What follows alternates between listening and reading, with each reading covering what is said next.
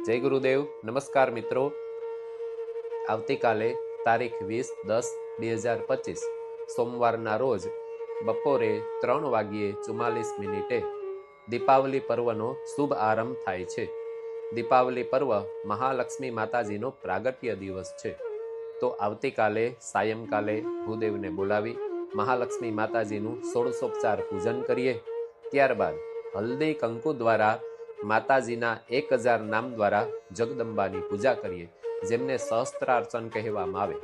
તે સહસ્ત્રાર્ચન થયા બાદ તે હલ્દી કંકુ એક પાત્રની અંદર ભેગું કરી રોજને માટે કપાળે તે કંકુનું તિલક કરવાથી મહાલક્ષ્મી માતાજીની પ્રસન્નતા થાય છે તેવું શાસ્ત્ર કહે છે.